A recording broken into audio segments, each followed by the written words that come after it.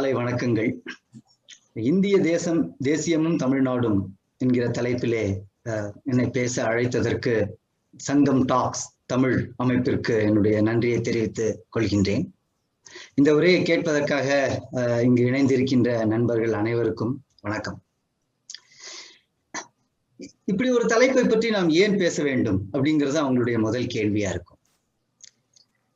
தமிழ்நாடு இந்திய தேசியத்தினுடைய ஒரு பிரிக்க முடியாத அங்கம் என்பது சந்தேகத்திற்கு இடமில்லாத ஒரு விஷயம். அது எப்பொழுதுமே அப்படித்தான் இருந்து வந்திருக்கின்றது. பிறகு ஏன் இதை பற்றி நாம் பேச வேண்டும் அப்படிங்கிற கேள்வி உங்களுக்கு எழுவது நியாயமானது. சொல்ல போனால் நம்முடைய மகாகவி பாரதியார் அவருடைய தாயின் மணிக்கொடி பாரீர் என்கின்ற பாடலை நாம் எல்லோரும் கேள்விப்பட்டிருப்போம். அதுல ஒரு ரொம்ப உணர்ச்சிகரமான பாடல் அது. பாரத தாயினுடைய தேசிய கொடி பறக்கின்றது, பட்டொளி வீசி பறக்குது பாரீர் அப்படின்னு சொல்லிட்டு, அந்த தேசிய கொடி என்பது தேசத்தினுடைய ஒரு அடையாளம், ஒரு சின்னம், ஒரு பெருமிதத்தினுடைய ஒரு தேசத்தினுடைய பெருமிதத்தை பிரதிநிதித்துவம் செய்யக்கூடிய ஒரு அடையாளம் அது இல்லையா, தேசிய கொடி என்பது. அதுல சொல்லுவாரு, கம்பத்தின் கீழ் நிற்றல் காணீர், இங்கு காணரும் வீரர் பெருந்திருக்கூட்டம். இங்க கூட்டமாக நின்று வீரர்கள் இந்த கொடியினுடைய பெருமையை காப்பாற்றுகின்றார்கள்.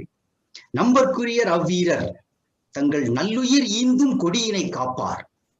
உயிரை கூட கொடுத்து இந்த கொடியை அவர்கள் காப்பார்கள் அப்படின்னு சொல்லிட்டு, யாரெல்லாம் வீரர்கள் நிற்கிறார்கள் அப்படின்னு அதை வரிசையா சொல்லிட்டு வர்றார் பாரதி.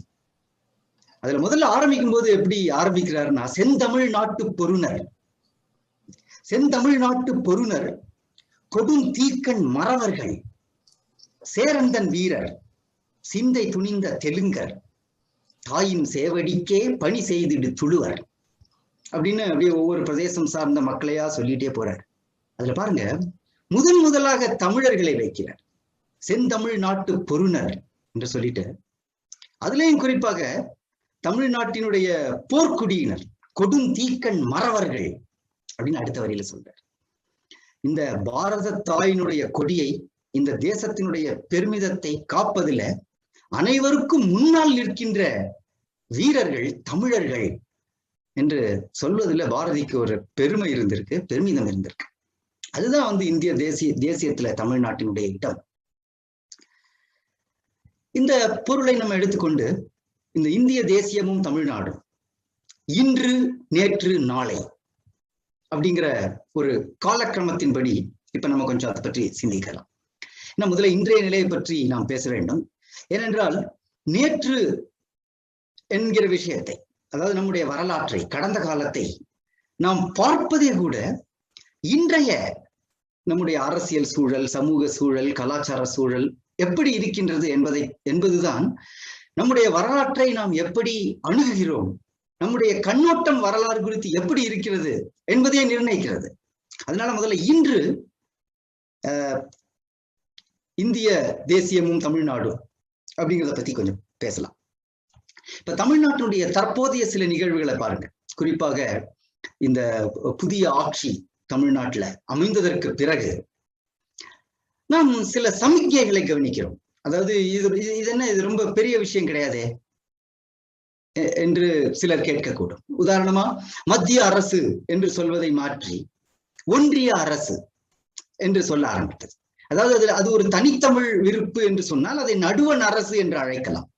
ஆனால் அதை விட்டுவிட்டு ஒன்றிய அரசு என்று மாநில அரசும் சரி, ஊடகங்களும் சரி, அது ஏதோ இந்திய தேசியத்திலே இதுவரை தமிழ்நாடு வகித்து வந்த ஒரு நிலை இவர்கள் ஆட்சிக்கு வந்த உடனே அது ஏதோ மாறிவிட்டதாகவும், ஒரு சுயேட்சையான, தன்னிச்சையான அதிகாரங்கள் கொண்ட ஒரு மாநில அரசை ஏதோ அமைத்திருப்பது போலவும் ஆன ஒரு தோற்றத்தை உருவாக்குவதற்காக அப்படி சொல்ல ஆரம்பித்தார்கள். அது பிறகு ஒரு பிரச்சனையாச்சு, நிறைய சொல்ல ஆராய்ச்சி எல்லாம் நடந்தது. உண்மையிலே இது ஒரு சில்லறைத்தனமான விஷயம்தான். ஆனால் அதன் பின்னால் இருக்கின்ற மனநிலை என்ன என்பதை நாம் கவனிக்க வேண்டும்.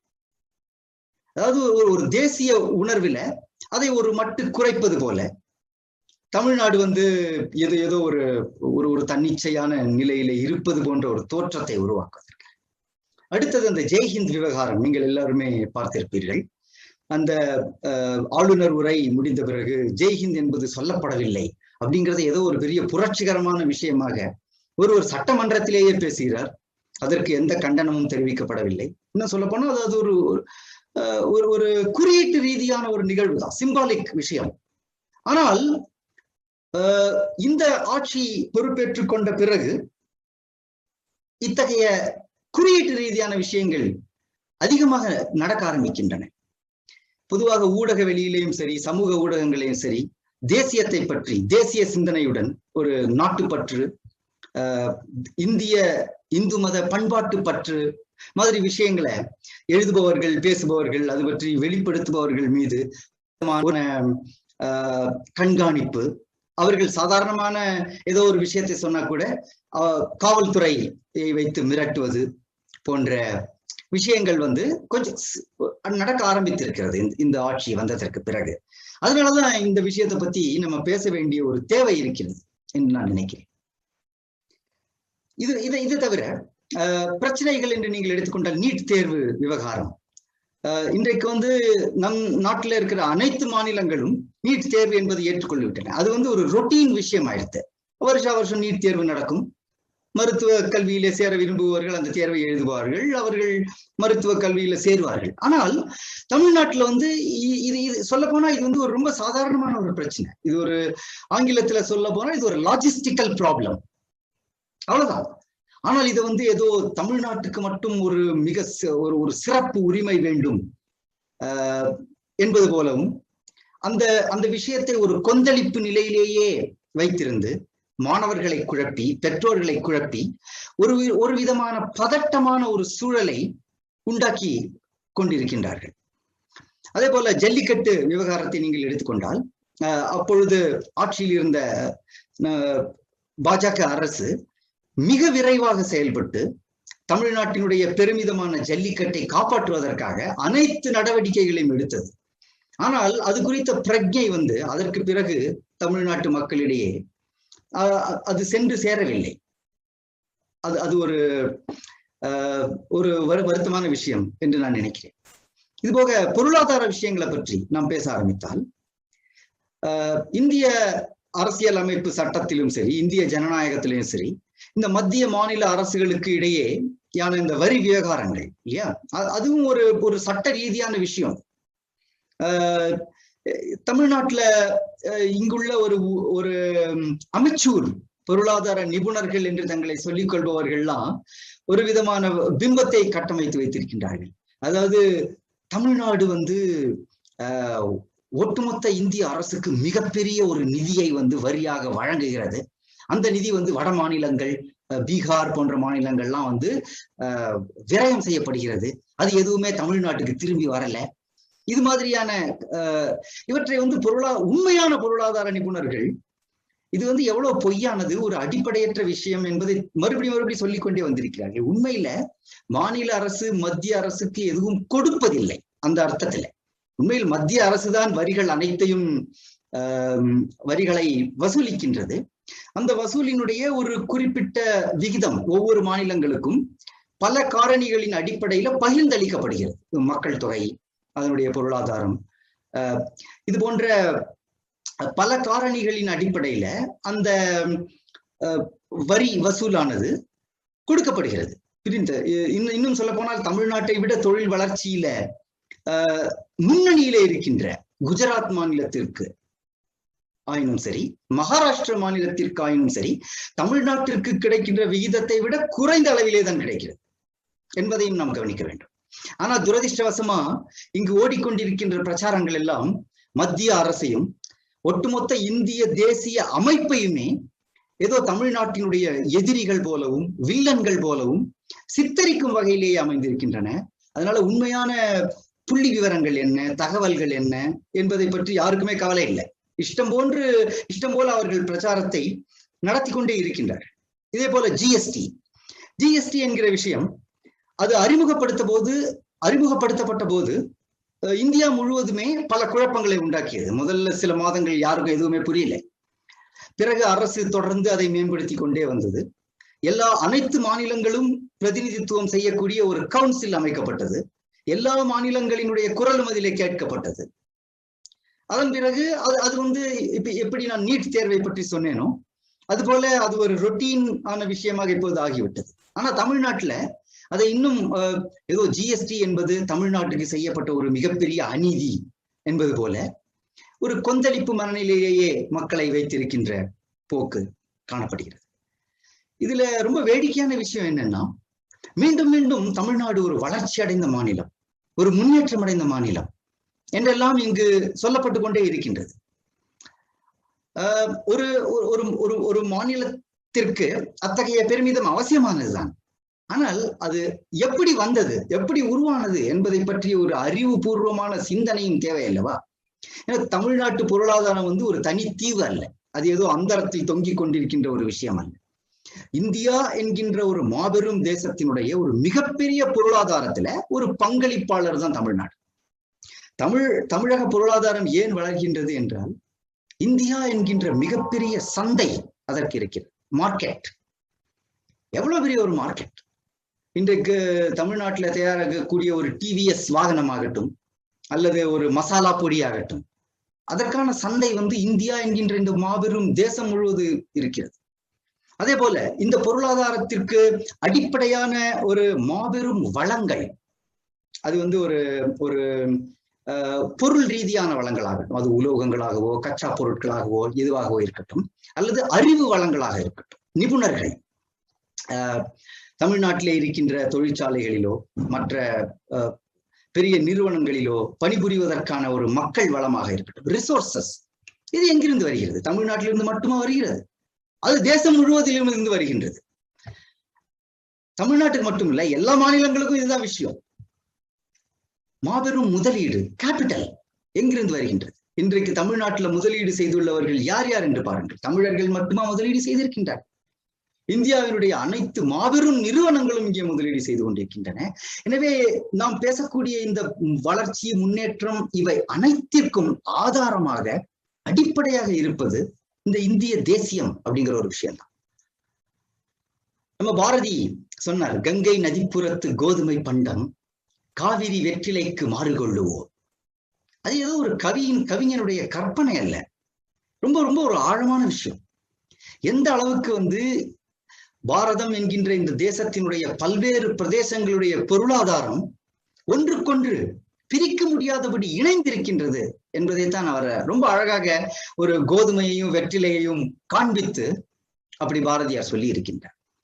இந்த இந்த இந்த இந்த விஷயம் வந்து துரதிர்ஷ்டவசமாக தமிழ்நாட்டில் நன்கு கல்வி கற்ற இளைஞர்களிடத்துல ஒரு ஒரு பல்கலைக்கழக பட்டதாரி என்று சொல்லிக் கொண்டிருப்பவர்கள் கூட இந்த அடிப்படையான விஷயத்தை சிந்தித்து பார்க்காமல் நான் மேலே கூறியது போன்ற அந்த பிரிவினைவாத பிரச்சாரங்களை நம்புவது மட்டுமல்ல, இவர்களே அதை பரப்புபவர்களாகவும் இருக்கிறார்கள் என்பது வந்து ரொம்ப துரதிர்ஷ்டவசமான விஷயம் என்று நான் நினைக்கின்றேன். மாரிதாஸ் போன்ற சில நண்பர்கள் ஊடகங்களின் வாயிலாக இவற்றை எடுத்து சொல்ல மக்களுக்கு மிகவும் முயற்சி செய்கிறார்கள். ஆனால் அதனுடைய பரவல் இன்னும் அதிகமாக வேண்டும், அதனுடைய வீச்சு இன்னும் அதிகமாக வேண்டும் என்று நான் நினைக்கிறேன். இதுதான் வந்து இன்றைய தமிழ்நாட்டுல இந்திய தேசியத்தினுடைய நிலைமை. இது எல்லாவற்றுக்கும் ஒரு அடிப்படையாக ஒரு பூடகமான பிரிவினைவாதம் இங்கு வந்து விதைக்கப்பட்டு கொண்டே இருக்கின்றது என்பதை நீங்கள் பார்க்கலாம்.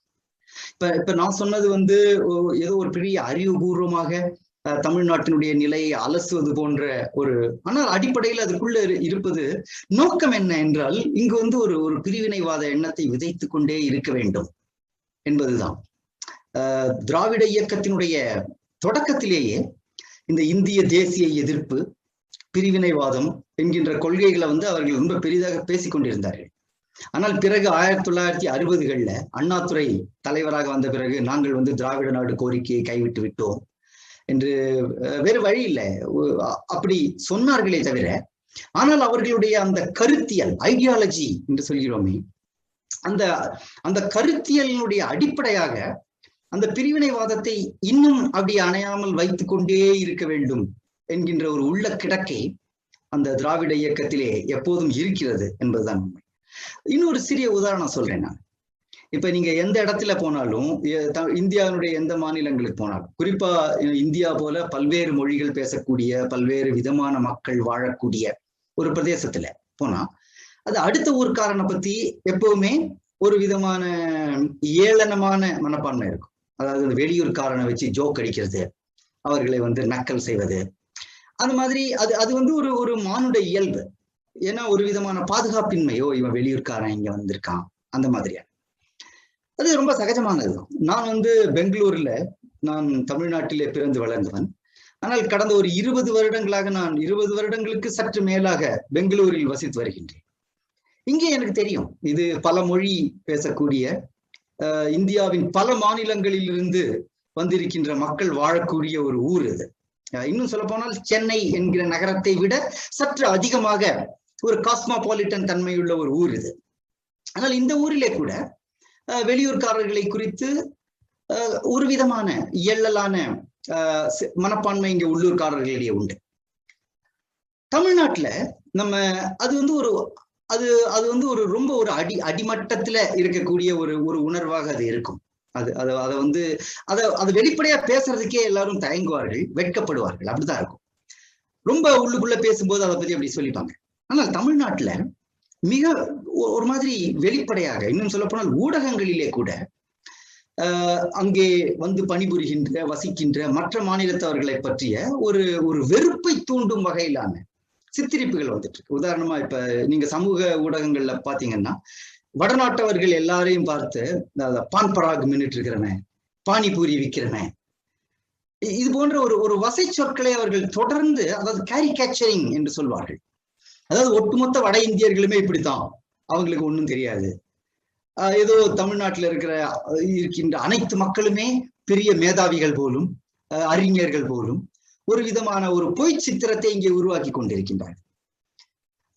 எதற்காக இது நடக்கிறது? இது எந்த அளவுக்கு மோசமா போயிட்டு இருக்கு அப்படின்னா, சமீபத்துல உதாரணமா நீங்கள் பார்த்தீர்கள் என்றால், ஒலிம்பிக் போட்டிகளிலே நம்முடைய இந்திய வீரர்கள் வென்று நாட்டிற்கு பெருமை சேர்த்தார்கள். அவர் ஒரு நீரஜ் சோப்டா, அவரை பற்றி ஒட்டுமொத்த தேசமுமே பெருமிதம் அடைந்தது. ஆனா நீங்க தமிழ்ல பாத்தீங்கன்னா ஒரு மாதிரி அவரை கிண்டல் செய்யக்கூடிய, இதுல நம்மளுக்கு ஒண்ணும் பெருமை இல்லை என்று சொல்லக்கூடிய ஒருவித எள்ளலுடன் கூடிய விஷயங்கள் தமிழிலே தமிழ்நாட்டை சேர்ந்த சிலரால், குறிப்பாக இந்த திமுக கட்சியை சேர்ந்த இந்திய தேசிய எதிர்ப்பு மனநிலை கொண்டவர்களால தொடர்ந்து சமூக ஊடகங்கள்ல இப்படி பரப்பப்பட்டது. இது எவ்வளவு ஒரு மோசமான விஷயம் என்று பாருங்கள். ஒட்டுமொத்த தேசமுமே ஒரு பெரிய சாதனையாளரை கொண்டாடி கொண்டிருக்கும் பொழுது, அந்த இடத்துல கூட அதை ஒரு முகாந்திரமாக்கி ஒரு வெறுப்புணர்வை, ஒரு பிரிவினைவாத உணர்வை உண்டாக்க வேண்டும் என்கின்ற ஒரு போக்கு இங்கே காணப்படுகிறது. இது மிகவும் கவலைக்குரியது என்று நான் நினைக்கிறேன். இதை யார் செய்கிறார்கள் என்று பார்த்தால், இதுல பலவிதமான கருத்தியலை சேர்ந்தவர்கள் இருக்கிறார்கள். குறிப்பாக திராவிட இயக்கம் சார்ந்தவர்கள், பெரியாரிஸ்டுகள் என்று சொல்லப்படக்கூடிய இந்து மத இந்திய தேசிய எதிர்ப்புணர்வாளர்கள்.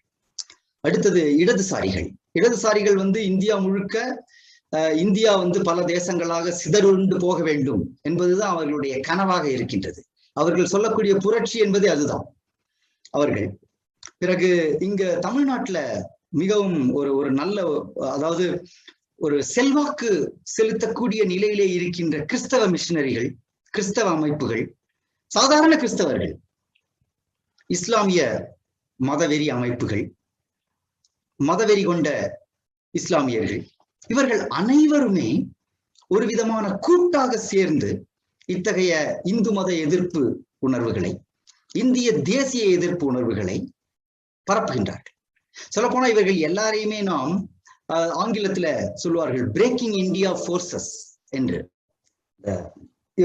இந்த நான் குறிப்பிட்ட இந்த இந்திய தேசிய எதிர்ப்பு சக்திகள் அனைவரையுமே சேர்த்து ஒட்டுமொத்தமாக நாம் பிரேக்கிங் இந்தியா போர்சஸ் என்று கூறலாம். அதாவது இந்தியாவை உடைக்க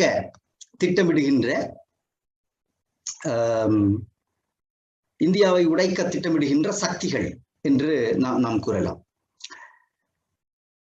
இந்த சக்திகளை பற்றி பிரேக்கிங் இந்தியா என்ற ஒரு பிரபலமான நூல் இருக்கின்றது. அது தமிழிலும் வந்திருக்கின்றது. உடையும் இந்தியா என்ற பெயரில் ராஜீவ் மல்ஹோத்ரா, அரவிந்தன் நீலகண்டன் சில வருடங்கள் முன்பு அதை எழுதினார்கள். அப்பொழுது இந்த புத்தகம் ஒரு சதி கோட்பாட்டை முன்வைக்கிறது. இப்படி எல்லாம் ஒண்ணும் கிடையாது, இவங்க சும்மா ஒண்ணும் இல்லாத ஒரு விஷயத்த இப்படி ஏதோ பில்டப் பண்றாங்க, இப்படி சில விமர்சகர்கள் கூறினார்கள். அது ஏதோ ஒரு சதி கோட்பாடு, அதாவது இது ஏதோ ஒரு கான்ஸ்பிரசி தியரி என்பது போல. ஆனால் அந்த புத்தகத்திலே அவர்கள் குறிப்பிட்ட ஒவ்வொரு விஷயமும் தொடர்ந்து அடுத்தடுத்த வருடங்களிலே உண்மையாகி கொண்டே வந்தன. பல உதாரணங்கள் சொன்னா, ஒரே ஒரு உதாரணம் சொல்றேன். இந்தியாவில நடக்கக்கூடிய ஒரு மிகப்பெரிய ஒரு அறிவியல் தொழில்நுட்ப செயல்பாடுகளை ஏதோ ஒரு சுற்றுச்சூழல் அல்லது வேற ஏதோ மக்களின் வாழ்வாதாரம், இந்த மாதிரி ஏதோ ஒரு காரணத்தை காண்பித்து இந்த இந்தியாவை உடைக்க திட்டமிடுகின்ற சக்திகள் அனைவரும் ஒன்று சேர்ந்து எதிர்ப்பார்கள் என்று சொன்னார்கள். இந்த கூடங்குளம் அணு மின் நிலைய திட்டத்துல சரியாக அதேதான் நடந்தது. எந்த அளவிற்கு என்றால், பல வருடங்களுக்கு இந்த என்ஜிஓக்கள் என்று என்ற பெயரிலே இருந்து கொண்டிருந்த இந்த இந்தியாவை உடைக்க திட்டமிட்டுக் கொண்டிருந்த சக்திகள் கிறிஸ்தவ அதிகார பீடங்களுடன், கிறிஸ்தவ மிஷனரிகளுடனும் இணைந்து அந்த திட்டத்தை தொடர்ந்து எதிர்த்து வந்தார்கள். பிறகு ஒரு கட்டத்துல, அப்பொழுது உங்களுக்கு நான் நினைவூட்ட விரும்புகின்றேன், மன்மோகன் சிங் தலைமையிலான காங்கிரஸ் ஆட்சி இருந்தது. அந்த காங்கிரஸ் ஆட்சி கூட 100க்கும் மேற்பட்ட இந்த என்ஜிஓக்களை தடை செய்ய வேண்டிய ஒரு நிலைக்கு அது தள்ளப்பட்டது இல்லையா? அதனால நாம் இப்படி பேசுகின்ற விஷயங்கள்லாம், அதாவது தமிழ்நாட்டுல எந்த மாதிரியான ஒரு பிம்பத்தை ஏற்படுத்தி வைத்திருக்கின்றார்கள் என்றால், இவர்கள் எல்லாம் நாம் சாதாரணமாக ஒரு விஷயத்தை எதிர்த்தாலே இவர்கள் உடனே தேச விரோதம், தேச விரோதி, ஆன்டி நேஷனல் இப்படி எல்லாம் சொல்வார்கள் என்பது போன்று, அதாவது வேண்டுமென்றே மக்களை நாம் அச்சுறுத்துவது போல ஒரு தோற்றத்தை உருவாகி வைத்திருக்கின்றார்கள். ஆனால் நீங்கள் இங்கே நடக்கின்ற நிகழ்வுகளை தொடர்ந்து கவனித்து வந்தீர்களானால் மீண்டும் மீண்டும் நாம் சொல்வது உண்மை என்பது நிரூபிக்கப்பட்டுக் கொண்டது. ஒரு சிறிய உதாரணம், ஜல்லிக்கட்டு போராட்டத்தை எடுத்துக்கோங்க. அந்த போராட்டம் ஆரம்பித்து அது ஏதோ ஒரு பெரிய காட்டு தீ போல பரவ ஆரம்பித்த உடனேயே அது ஒரு 2-3 நாட்களிலேயே சிலர் எச்சரித்தார்கள், இதுல தேச விரோதிகள் இதிலே ஊடுருவி இருக்கின்றார்கள், இவர்கள் தான் வேண்டுமென்றே மத்திய அரசுக்கும் இந்திய தேசியத்திற்கும் எதிரான கோஷங்களை எழுப்புவதற்காக எழுப்புமாறு அங்கே கூடியிருக்கின்ற இளைஞர்களை, சாதாரண மக்களை தூண்டுகிறார்கள் என்றெல்லாம் சொன்னார்கள். அப்பொழுது அது எள்ளி நகையாடப்பட்டது. ஆனால் கடைசி நாள் அது ஒரு பெரிய வன்முறையாக வெடிக்கும் நிலைமை ஏற்பட்டு காவல்துறை துப்பாக்கிச்சூடு, ஏறக்குறைய துப்பாக்கிச்சூடு நடத்தும் நிலைக்கு தள்ளப்பட்டு அந்த கூட்டம் கலைக்கப்பட்டது இல்லையா? அதனால நாம் இப்படி கூறுகின்ற விஷயங்கள் ஏதோ ஒரு விளையாட்டு அல்ல, ஏதோ ஒரு பூச்சாண்டி காட்டும் விஷயம் அல்ல. இது மிகவும் உண்மையாக இன்று தமிழ்நாட்டிலே நடந்து கொண்டிருக்கின்ற ஒரு விஷயம். இன்னொன்று, இதுல நான் சொன்னேன், எல்லா விஷயங்களையும் ஒரு பிரிவினைவாத நோக்கிலேயே அணுகும் ஒரு மனப்போக்கை ஏற்படுத்தி இருக்கின்றார்கள். உதாரணமாக இந்த காவிரி பிரச்சனையை எடுத்துக்கொள்ளுங்கள். பழைய காவிரி பிரச்சனை இப்பொழுது ஏறக்குறைய தீர்ந்து விட்டது. இப்போ மேகதாட்டுல அணை கட்டுறது குறித்த பிரச்சனை மறுபடியும் ஆரம்பிச்சிருக்கு தமிழ்நாடு, கர்நாடகா. இது அடிப்படையில ஒரு நதிநீர் பங்கீட்டு பிரச்சனை. 2 மாநிலங்களுக்கிலேயே நதிநீரை பங்கிடுவது எப்படி என்கின்ற ஒரு பிரச்சனையை தமிழ் ஊடகங்களில இது இரு தேசிய இனங்களுக்கிடையேயான மோதல். அவர்கள் பயன்படுத்துகின்ற வார்த்தையை கவனிங்க, தேசிய இனங்கள், அதாவது எத்னிக் குரூப்ஸ். தமிழர்கள், கன்னடர்கள் என்று இருக்கின்ற 2 தேசிய இனங்களுக்கு இடையில பல நூற்றாண்டுகளாக ஒரு மோதல் நடந்து வருகின்றது. அந்த காவிரி பிரச்சனை அதனுடைய ஒரு தொடர்ச்சி என்பது போன்ற ஒரு சித்தரிப்பை அவர்கள் ஏற்படுத்துகின்றார். இதுதான் நமக்கு குறிப்பாக தமிழ்நாடு விஷயத்துல நான் முன்பு சொன்னேன், நான் பெங்களூரிலே வசித்து வருகின்றேன் என்று.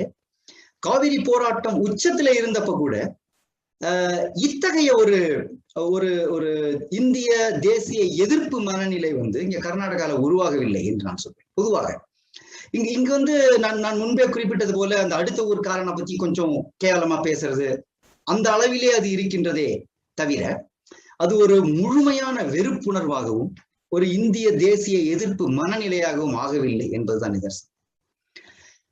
நான் முன்பே சொன்னேன், இன்றைய சூழலை வைத்துத்தான் நாம் நேற்றை பார்க்கிறோம், நம்முடைய வரலாறு எல்லா விஷயங்களையும். அதனால தமிழ்நாட்டுல திடீர்னு தமிழ்நாட்டுல வரலாற்று ஆர்வம் எல்லாருக்கும் ஜாஸ்தி ஆயிடுச்சு. யாரோ ஒருத்தர் திடீர்னு வருவாரு, புறநானூறுல அதை பத்தி இருக்கா சார்? விநாயகர் வழிபாடு தமிழ்நாட்டுல கிடையாது. ஏதோ இவர் வீட்டுல செய்யக்கூடிய ஒவ்வொரு விஷயத்தையும் ஒரு மிகப்பெரிய வரலாற்று ஆராய்ச்சி செஞ்சு புறநானூற்றுல தமிழர்கள் வடை சாப்பிட்டாங்களா, அல்லது அகநானூற்று தமிழர்கள் ஏதாவது இப்படி சமோசா சாப்பிட்டார்களா, இதையெல்லாம் ஆராய்ச்சி செய்து விட்டு தான் இவர்கள் ஒவ்வொரு விஷயத்தையும் செய்வது போல ஒரு பெரிய ஒரு தோற்றத்தை உருவாக்குவார்கள். இது எல்லாமே நான் முன்பு சொன்ன அந்த ஒரு அடிப்படையான அதாவது எல்லா விதத்திலையும் ஒரு பிரிவினைவாதத்தை விதைக்க வேண்டும் என்பதிலிருந்து தான் வருகிறது. ஆனால் நம் சமீபத்திய வரலாற்றை பார்த்தால், ஜஸ்ட் சுதந்திர போராட்டத்துக்கு போவோம், ரொம்ப பழைய வரலாறு வேண்டாம். உண்மையில் சொல்ல போனால் இந்திய சுதந்திரத்திற்கான முதல் சங்கநாதம் தமிழ்நாட்டிலே தான் எழுந்தது. அதில் நாம் உண்மையிலேயே பெருமைப்பட முடியும். நம்முடைய கட்டபொம்மன் தொடங்கி 18ஆம் நூற்றாண்டிலேயே தொடங்கிவிட்டது. இன்னும் சொல்ல போனால் 1750-60களில் ஆற்காடு நவாப் பிரிட்டிஷ் கும்பனியார்களுடன் ஒரு நட்புறவை வளர்த்து கொண்ட போது இங்கே இருந்த சுதேச மன்னர்கள் அதனை கடுமையாக எதிர்த்தார்கள். வேலு நாச்சியார் பற்றி நமக்கு தெரிந்திருக்கும். வேலு நாச்சியார் பூலித்தேவன், பூலித்தேவருடைய அந்த நெற்கட்டான் சேவல் என்கின்ற அந்த சீமையை ஆற்காடு நவாபினுடைய கூலிப்படை கான் சாஹிப் என்பவனுடைய தலைமையில தாக்குதல் நிகழ்த்தப்பட்ட போது அதுல மிக வீரமாக அவர்கள் போரிட்டார்கள். அந்த தியாக வரலாறு இன்றும் அந்த பகுதியில் இருக்கின்றது. அதுல வெண்ணி காலாடி என்கின்ற ஒரு படை வீரர், அதாவது சிறிது காலம் முன்பு வரை கூட தாழ்த்தப்பட்டவர்கள் என்று கூறப்பட்ட அந்த தேவேந்திர குல சமுதாயத்தைச் சேர்ந்த அந்த வெண்ணி காலாடி என்கின்ற ஒரு மாபெரும் வீரர் ஒரு வீர போர் புரிந்து அதுல மரணம் அடைந்தார். அவரை பூலித்தேவர் அவருக்கு நடுகல் வைத்து அவரை ஒரு மாவீரர் என்று கருதி அந்த பகுதியில உள்ள மக்கள் வழிபட்டார்கள். அதே போல 1801 நீங்கள் வரலாற்றை பார்த்தீர்களானால் 1857 தான் முதல் சுதந்திர போர் தொடங்குகின்றது. ஜான்சி ராணி, தாந்தியா தோப்பே போன்ற மாவீரர்கள், நானா சாஹேப் பேஷ்வா அவர்கள் இணைந்து பிரிட்டிஷ் அரசுக்கு எதிராக சிப்பாய்கள் சேர்ந்து ஒரு மிகப்பெரிய கிளர்ச்சியை உருவாக்குகிறார்கள். இது நம்ம சரித்திரம். ஆனால் அதற்கு ஏறக்குறைய 50 ஆண்டுகளுக்கு முன்பு இங்கே நம்முடைய சிவகங்கை சீமையில மருது சகோதரர்கள் அவர்கள் பிரிட்டிஷ் அரசுக்கு எதிராக ஒரு பெரிய பிரகடனத்தை செய்கிறார்கள். அதுக்கு என்ன பேர் வைக்கிறாங்க தெரியுமா? ஜம்பு தீவு பிரகடனம். அதாவது பாரம்பரியமாக நம்முடைய தேசத்தை சொல்லும் பொழுது ஜம்பு தீபே பாரத வர்ஷே பரத கண்டே என்று சொல்வார்கள். இன்றும் கூட அந்த பூஜையினுடைய தொடக்கத்திலே அந்த சங்கல்பம் செய்யும் பொழுது நீங்கள் இந்த வாசகங்களை கேட்கலாம். ஜம்பு தீபே பாரத வர்ஷே பரத கண்டே. அதிலிருந்து எடுக்கப்பட்ட அந்த ஜம்பு தீவு என்கின்ற அந்த சொல்லை வைத்து அதுல அவர்கள்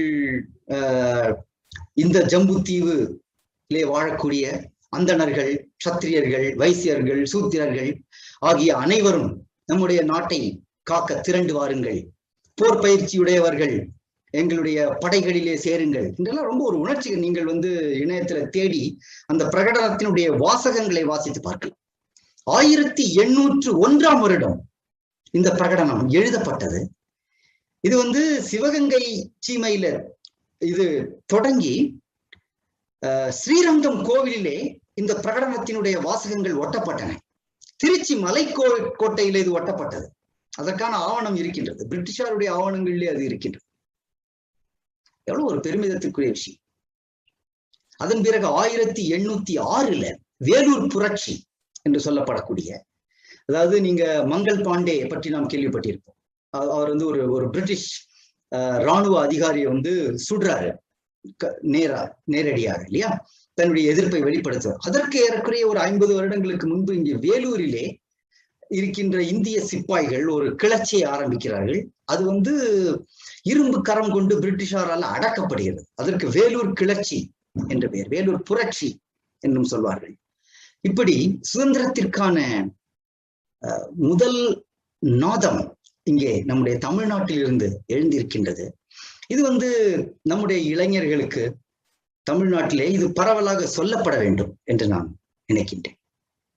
அதே போல 1893 சுவாமி விவேகானந்தர் சிகாகோ சர்வமத சபையிலே சென்று முதலாக ஒரு இந்தியர் ஒரு உலக அரங்கிலே சென்று இந்திய நாட்டினுடைய பெருமிதத்தை, இந்து மதத்தினுடைய பெருமிதத்தை கூறுகின்றார், முரசறைகிறார்.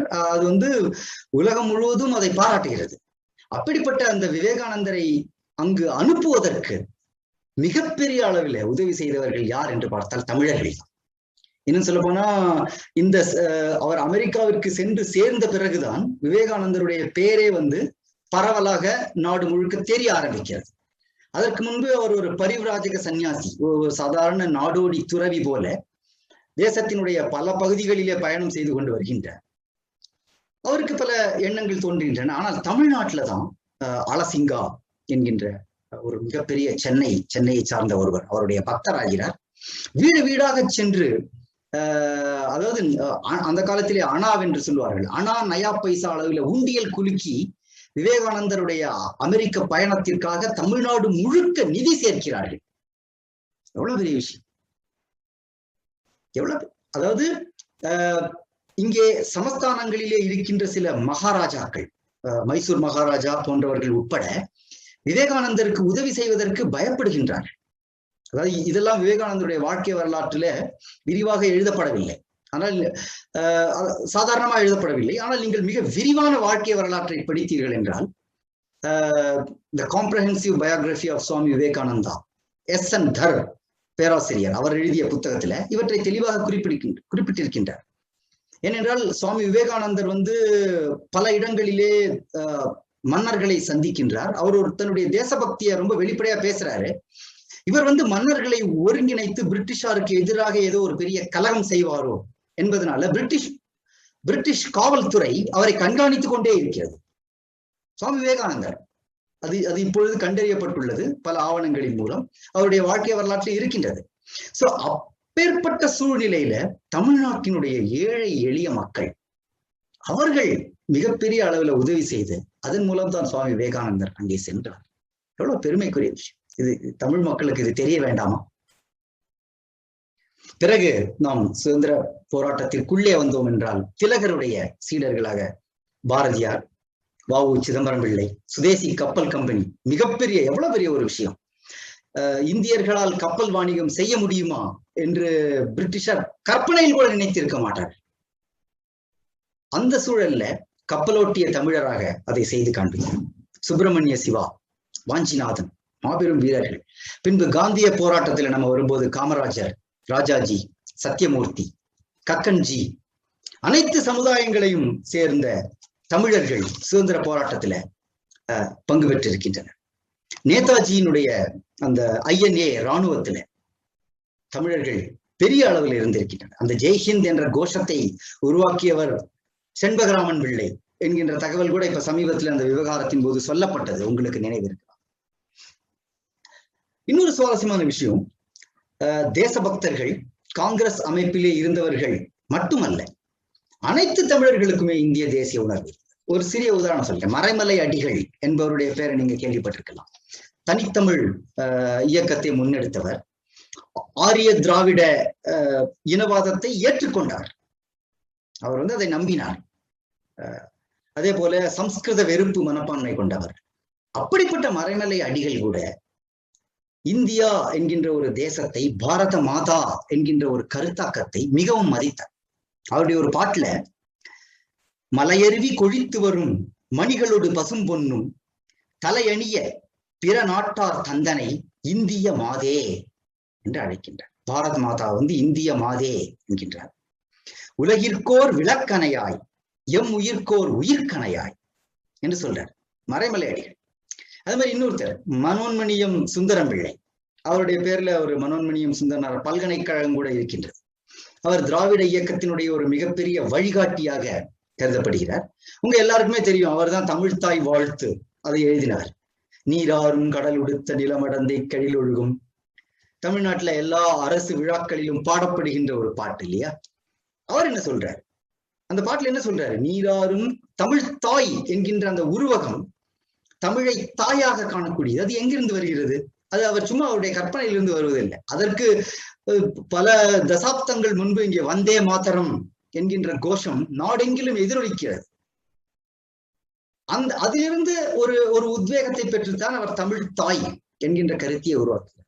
அது ஆரம்பத்துல என்ன சொல்றாரு? நீராறும் கடல் உடுத்த நில மடந்தைக்கு. நிலமடந்தை என்றால் யாரு? பூமி தாய். அதாவது சமுத்திரத்தை ஆடையாக உடுத்த பூமி தாய் என்று இந்த உலகத்தையே அவர் கூறுகிறார். சமுத்திர வசனே தேவி என்கின்ற அந்த பூமி தாயினுடைய ஒரு பாரம்பரியமான ஒரு சித்தரிப்பு தான் அவர் அங்க சொல்றாரு. அதுக்கடுத்து என்ன சொல்றாரு? நிலமடந்தைக்கு எழிலொழுகும் சீராரும் வதனம் என திகழ் பரத கண்டமிதை என்கின்றார். பரத கண்டம் என்பது என்ன? பாரத தேசம் தான். அந்த பாரத தேசம் என்கின்ற இந்த தேசமானது பூமி தாயினுடைய வதனமாக, முகமாக இருக்கிறது என்று சொல்கிறார். அப்போ முகமே இல்லாட்டா அதுல கண் எப்படி வரும்? வாய் எப்படி வரும்? அந்த முகமாகிய பாரத தேசத்துல தெக்கணமும் அதிர்ச்சிறந்த திராவிடனல் திருநாடும் தக்க சிறு பிறை நுதலும். இந்த தென்னாடு என்பது அந்த முகத்திலே நெற்றியாக இருக்கிறது என்றும், அதிலே திராவிட நல் திருநாடாகிய தமிழ்நாடு திலகமாக இருக்கிறது என்றும் அவர் ஒரு கவித்துவமாக அதை கூறுகின்றார். இதுல நம்ம முக்கியமா கவனிக்க வேண்டியது, இதை எல்லா திராவிட இயக்க ஆசாமிகளும் புலகாங்கிதத்துடன் பாடுகின்றார்கள். தமிழ்த்தாய் என்பவளை அது பாரத தேசத்திலிருந்து பிரிந்த ஒன்றாக அவர் கற்பனை செய்யவே இல்லை. முகத்திலே இருக்கின்ற, நெத்தியிலே இருக்கின்ற ஒரு திலகமாக அவர் தமிழ்நாட்டை பார்க்கிறார். அவ்வளவுதான். முகமே இல்லைன்னா, நெற்றியே இல்லைன்னா அதுல திலகம் எங்கிருந்து வரும்?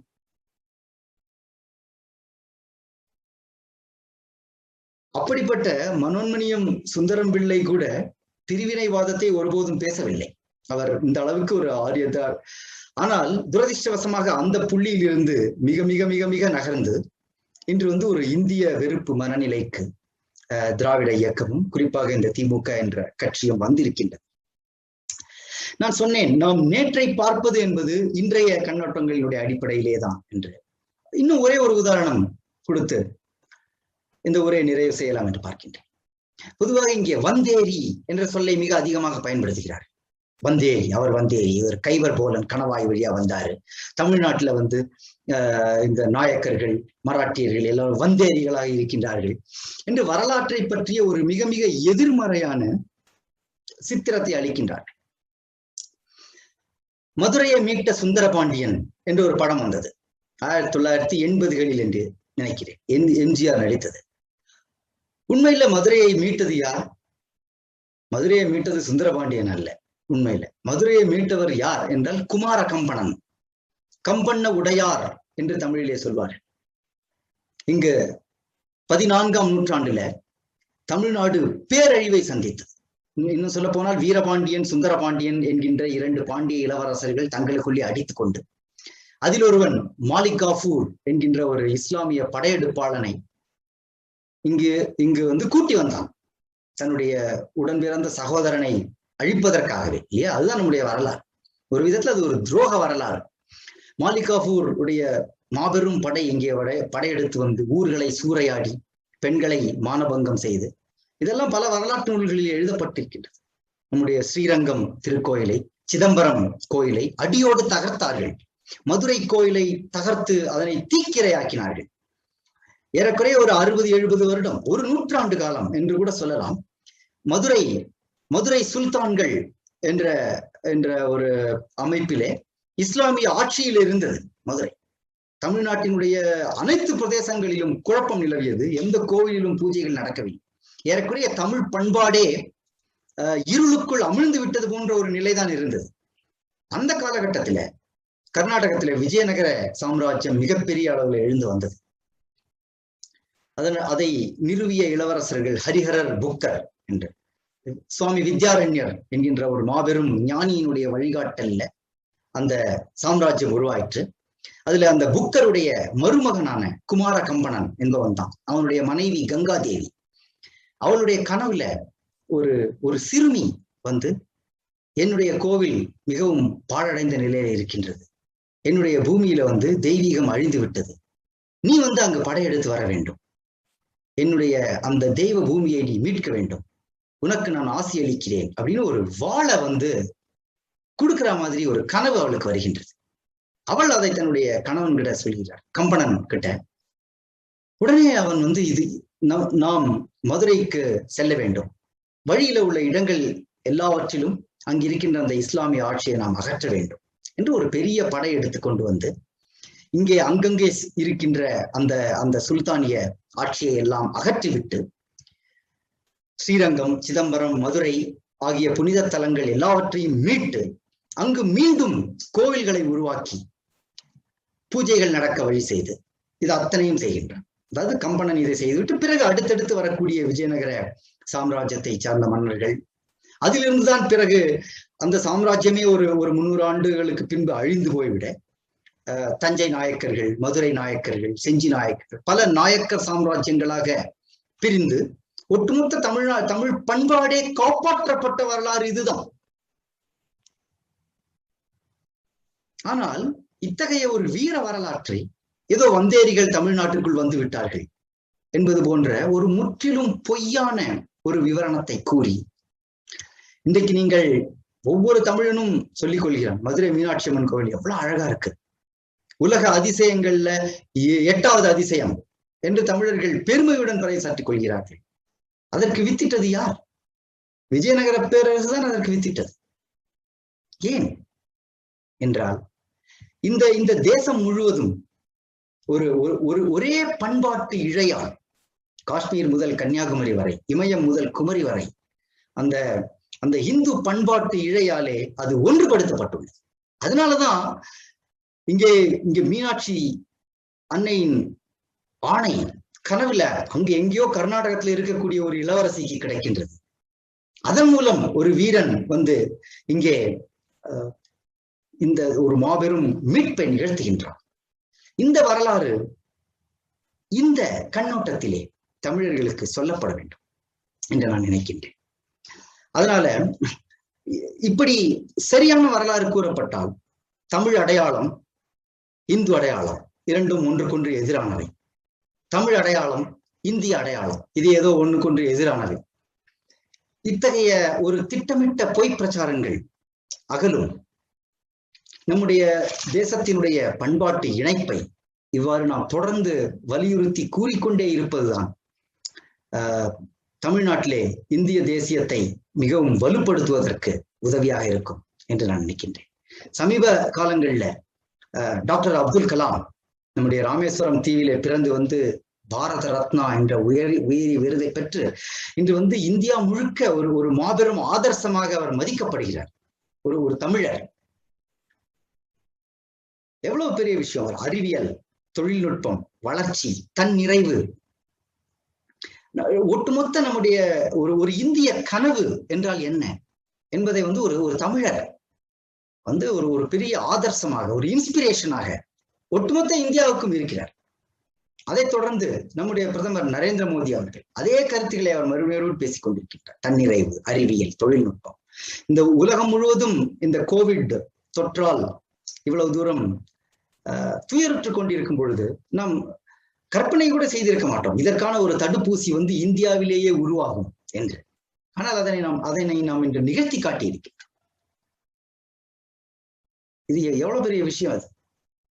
இந்திய தேசியம் என்பதுதான், இந்திய தேசியத்தை வலுப்படுத்துவதன் மூலமாகத்தான் ஒவ்வொரு துறையிலும், அது பொருளாதாரமாக இருக்கட்டும், அறிவியல், தொழில்நுட்பம், கலாச்சாரம், பண்பாடு, அனைத்து துறைகளிலும் தமிழ்நாடு உட்பட நம் தேசத்தில் உள்ள அனைத்து மாநிலங்களும் ஒட்டுமொத்த வளர்ச்சி காண்பதற்கு மிக மிக முக்கியமானது இந்த இந்திய தேசிய உணர்வை நாம் வலுப்படுத்த வேண்டும்.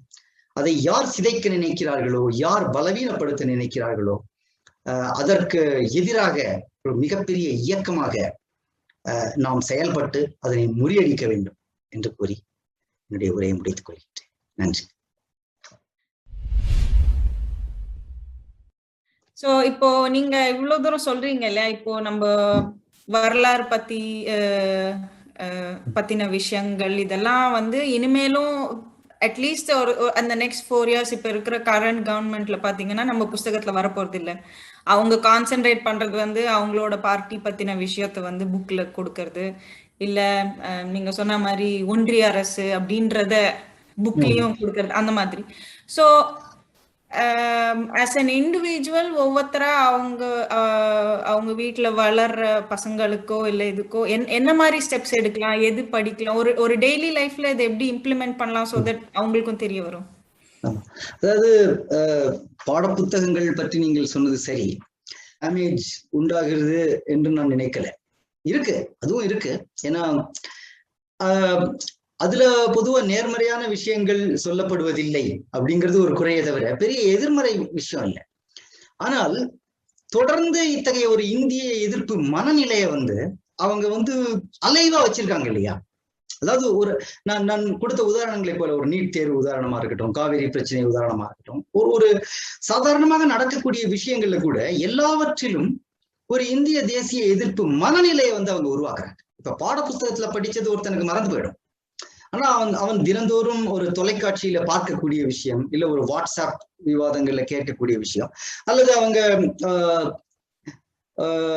கல்லூரியிலோ அல்லது பணி செய்கின்ற இடத்திலோ அவங்க சேர்ந்து பேசக்கூடிய விஷயங்கள், இது எல்லாத்துலயுமே வந்து ஒரு விதமான எதிர்மறை. நான் பெங்களூர்ல இருக்கிறதுனால எனக்கு இதை பத்தி நான் ரொம்ப பெரிய பிரஜை கிடையாது. ஆனால் நான் தமிழ்நாட்டுல இருக்கிற நண்பர்கள் கிட்ட பேசும்போது அவங்க சொல்றதை கேட்டா எனக்கு அது மிகவும் கவலை அளிக்கக்கூடியதாக இருக்கிறது.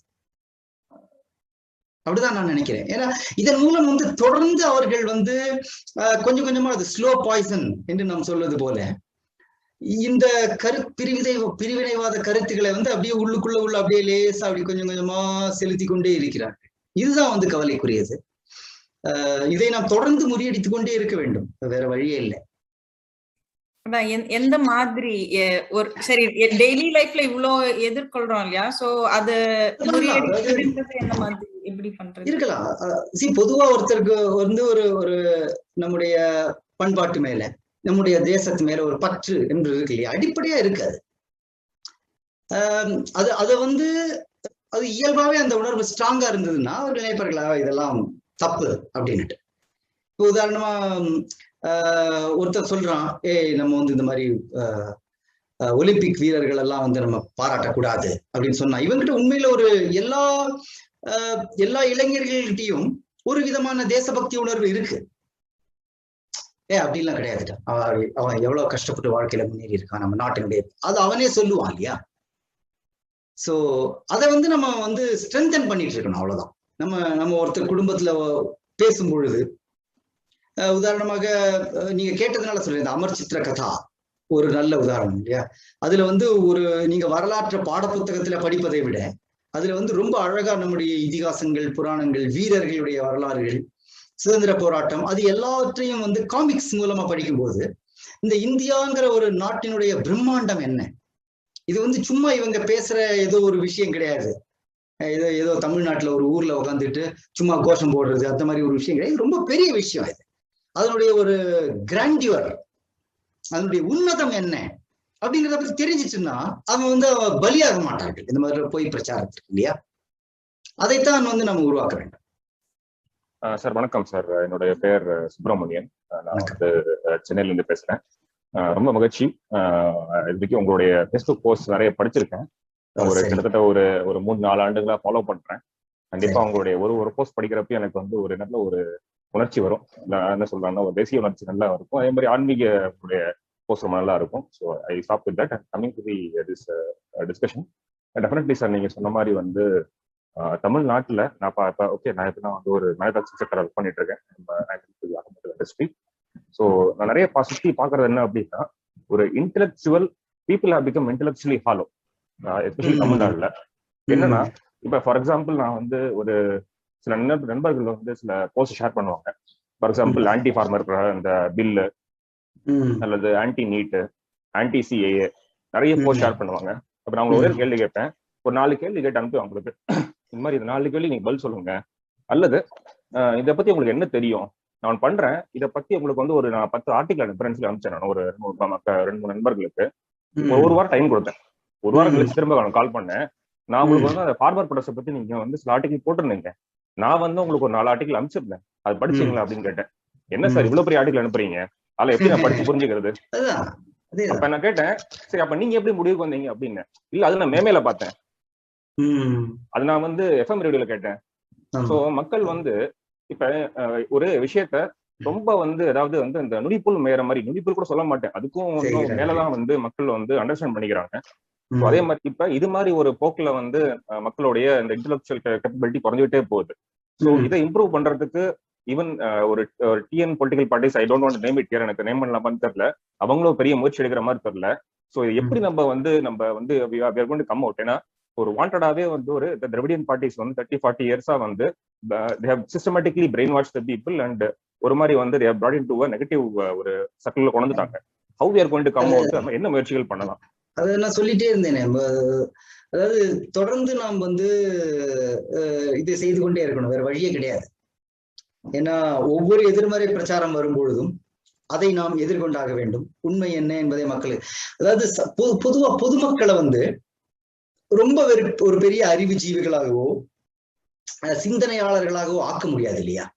அது தமிழர்கள் மட்டும் இல்லை, நீங்க எந்த சமூகத்தை இல்ல எந்த நாட்டை எடுத்துக்கொண்டாலும் அதுல வந்து ஒரு மிகச்சிறிய சதவீதத்தினர் தான் வந்து இன்டெலெக்சுவலா இருப்பாங்க, நிறைய வாசிக்கிறது, விவாதிக்கிறது, அதை பற்றி பேசுவதுங்கிற. பொதுமக்கள், எல்லா பொதுமக்களையும் வந்து அந்த லெவலுக்கு கொண்டு வரணும் என்று நம்ம எதிர்பார்க்க முடியாது. அதனால நம்முடைய குரலை வந்து ஓங்கி ஒலிக்க வைப்பது அப்படின்றது ஒண்ணுதான் இங்க செய்யக்கூடியது. அதாவது கேப்சர் த டிஸ்கோர்ஸ் என்று ஆங்கிலத்துல சொல்லுவார்கள். இன்றைக்கு டிஸ்கோர்ஸ் வந்து நமக்கு எதிரா இருக்கு. எதனால என்றால் அரசியல் பலம், ஊடக பலம் போன்ற விஷயங்கள்னால. அண்ட் நீண்ட காலமா ஏற்கனவே இங்க இருக்கிற சூழல் கொஞ்சம் மாசுபடுத்தப்பட்டுள்ளது அப்படிங்கிறதுனால அந்த பிரச்சாரம் எடுபடுகிறது. சோ நம்ம இதை முறியடிக்கக்கூடிய வகையில நம்ம வந்து இன்னும் சத்தமாகவும் இன்னும் வலிமையாகவும் தொடர்ந்து நாம் அதை சொல்லிக்கொண்டே இருப்பது ஒன்றுதான் வழி. நம்ம வந்து we have to capture the discourse. நமக்கு சில வெற்றிகளும் கிடைச்சிருக்காது இல்ல, நம்ம அதாவது ஒரேடியா நம்ம வந்து நம்ம இதை நினைச்சு சோர்வடைய வேண்டாம். உதாரணமா பல விஷயங்கள்ல மக்கள் இப்ப உண்மையை உணர்கிறார்கள். ஒரு நீட் தேர்வு விஷயத்தை எடுத்துப்போம். இப்ப அது தொடர்ந்து பல பொய்களை சொல்லிக்கொண்டே வந்ததுனால கடைசியில உண்மை என்ன என்பது மக்களுக்கு தெரிந்து விட்டது இல்லையா? எல்லாரையும் எல்லா காலத்திலையும் ஏமாற்ற முடியாது என்று சொல்லுவார்கள். இப்ப மக்களுக்கு, அதாவது நீங்க இந்த சமூக ஊடகங்கள்ல ஒரு பொதுவான இந்திய எதிர்ப்பு விஷயங்களை பேசக்கூடிய ஒரு இளைஞர்கள் கூட நீங்க தனியா போய் பேசுறீங்கன்னா அவங்களுக்கு தெரியுது என்ன நடக்குது. அவனுடைய களம் வந்து இந்த சென்னை கிடையாது, இங்க உள்ள ஒரு ஊர் கிடையாது, ஒட்டுமொத்த இந்தியா முழுக்க அவனுக்கு வாய்ப்புகள் இருக்கு. இப்ப நாளைக்கே அவன் ஒரு பெரிய பிசினஸ் ஸ்டார்ட் பண்றான், அல்லது ஒரு சின்ன ஒரு ஆன்லைன் வியாபாரம் செய்யறான் அப்படின்னா இவ்வளவு பெரிய தேசம் இருக்கு, அவனுக்கு ஆர்டர்ஸ் வந்து நாடு முழுக்க இருந்து கிடைக்குது. அப்படிங்கிற ரொம்ப இயல்பான விஷயமே கூட அவனுடைய மனநிலையை வந்து கண்டிப்பா மாத்திரும் இல்லையா? நிதர்சனத்தை வந்து மக்கள் பொய் பிரச்சாரத்தை வந்து நீங்க ரொம்ப நாளா ஓட்ட முடியாது. ஆனால் அதை வந்து நம்ம அதுக்கு எந்த விதமான எதிர்ப்புமே இல்லை என்றால் ஒரு கட்டத்துல வந்து பலர் அதை நம்ப தொடங்கி விடுவார்கள். அதனாலதான் நம்ம வந்து அதை தொடர்ந்து எதிர்த்து கொண்டே இருக்க வேண்டும், நம்முடைய மறுப்புகளை பதிவு செய்து கொண்டே இருக்க வேண்டும் என்று சொல்கிறேன். அது ஒன்றுதான் வழி, வேற எதுவும் கிடையாது. இப்போ நம்ம பாரத பண்பாடுகளை நம்மளோட தேசிய சிந்தனைகளையும் சிதைக்கக்கூடிய விதங்கள்ல ஒன் ஆஃப் த பார்ட்டா இருக்கக்கூடியது இந்த இடதுசாரிகள் அப்படிங்கிற சொல்லக்கூடிய நக்சல் மாவோயிஸ்டுகள், அந்த மாதிரி சிந்தனைகள். இவர்களோட பங்களிப்புங்கிறது இப்போ தமிழகத்துல இப்ப எப்படி இருக்கு? ஏன்னா உதாரணத்துக்கு உங்களோட இதெல்லாம் பார்த்துருக்கேன் ஃபாலோ பண்ணும்போது, அர்பன் நக்சல்ஸ் இந்த மாதிரி சிந்தனைவாதிகள் இந்த மாதிரி விஷயங்கள் இப்போ எப்படி இருக்கு? அதெல்லாம் அதிகமா இருக்கா? எப்படி உங்களோட பார்வையில்? அதாவது நான் முன்பே தொடக்கத்துல கூறியது போல தமிழகத்துல இந்த வருடம் ஆட்சி மாற்றம் ஏற்பட்ட பிறகு இந்த இந்திய தேசிய எதிர்ப்பு சிந்தனை கொண்டவர்களுக்கு அது ஒரு விதமான சாதகமான ஒரு சூழல் வந்து இங்க ஏற்பட்டிருக்கிறது அப்படிங்கிறது சரிதான். ஆனால் அதாவது ரொம்ப வெளிப்படையாக ரொம்ப சந்தேகத்திற்குரிய வகையில அவர்கள் செயல்படுவது போல தெரியவில்லை. அது ஏன்னா இப்போ உதாரணமா நம்முடைய தேசிய புலனாய்வு நிறுவனம் என்று சொல்லக்கூடிய NIA, நேஷனல் இன்வெஸ்டிகேட்டிவ் ஏஜென்சி, அது வந்து ரொம்ப விழிப்புணர்வோட செயல்படுறது. குறிப்பா தமிழ்நாடு மாதிரி மாநிலங்கள்ல சில இஸ்லாமிய பயங்கரவாதிகள் அவர்களை வந்து கைது செய்ததாகட்டும் சமீபத்திய 2-3 வருடங்கள்ல இல்லையா, அந்த ஒரு அமைப்பு வந்து ரொம்ப விழிப்புணர்வோட செயல்படுறதுனால ரொம்ப வெளிப்படையான விஷயங்களை வந்து அவங்க செய்வதற்கு தயங்குவார்கள் என்றுதான் நான் நினைக்கிறேன். ஆனால் வந்து பிரச்சாரத்தை வந்து தொடர்ந்து செய்து கொண்டே இருப்பார்கள். அதாவது சின்னதா ஏதாவது ஒரு விஷயம் கிடைச்சா போறோம், அதை வந்து ஊதி பெருக்கி அது ஒரு மத்திய அரசு தமிழர்களை வஞ்சிக்கிறது, இது மாதிரியான ஒரு பிரச்சாரங்களை அவர்கள் முன்னெடுத்து கொண்டே இருப்பார். ஆனா ரொம்ப பெரிய அளவில் எல்லாம் அவங்க உதாரணமா அந்த ஸ்டெர்லைட் போராட்டம் போன்றோ அது போன்ற விஷயங்களை செய்வதற்கு ரொம்பவே தயங்குவார்கள், யோசிப்பார்கள் என்றே நான் நினைக்கிறேன். உங்க பிரசன்டேஷன் வாஸ் வெரி குட். என்னோட ஒரே மனசுல ரொம்ப வருஷமா ஓடிட்டு இருக்கிறது இதேதான். I'm a sympathizer of RSS sympathizer right from my school days. Why இந்த குரூப் எல்லாம் எதுக்கு இந்த மாதிரி பண்றாங்க? Are they getting benefited or being funded by somebody? What is their motive? Sir, அது மோட்டிவ்ங்கிறது ரொம்ப எளிமையா ஊகிக்கக்கூடியதுதான் இல்லையா? ஏன்னா ஒண்ணு வந்து ஒரு பெரிய வரலாறு இருக்கிறது. இப்ப திராவிட இயக்கம் வந்து இங்க ஏறக்குறைய 120 வருடங்களா இருக்கு இல்லையா? அதே போல நீங்கள் இடதுசாரி இயக்கத்தை எடுத்துக்கொண்டீர்கள் என்றால் அதுக்கும் ஏறக்குறைய ஒரு 60-70 கால வரலாறு இருக்கு. இந்த இயக்கங்கள் வந்து இந்தியால உருவானப்பவே ஒரு விதத்துல ஒரு விஷ விதை என்று சொல்லலாம், அவ்வளவுதான். அந்த விஷ விதை வந்து ஒரு விஷ விருட்சம் ஆறுது இத்தனை வருடங்கள்ல, அவ்வளவுதான். உதாரணமாக கால்ட்வெல் என்கின்ற ஒரு பாதிரியார் உங்களுக்கு தெரிஞ்சிருக்கும் எப்படி இந்த ஆரிய திராவிட இனவாதம் உருவாகிறது என்று. அது ஒரு பொய்யான கருத்து, ஒரு முட்டாள்தனமான கருத்து. ஆனால் அந்த கருத்து வந்து இங்கு சிலரால் ஏற்றுக்கொள்ளப்பட்டு அதை வைத்து இங்கு ஏற்கனவே இருந்த சில அதிருப்தி போன்ற விஷயங்கள் அதை சேர்த்து கூட்டி அது ஒரு பெரிய கருத்தியலாக மாறுகிறது. பலர் வந்து அதை நம்ப தொடங்குகிறார்கள். பிறகு அவர்கள் ஆட்சி அதிகாரத்தை கைப்பற்றுகிறார்கள். அது மூலம் அதுக்கு இன்னும் கொஞ்சம் நிறைய பேர் அதை நம்ப ஆரம்பிக்கிறாங்க.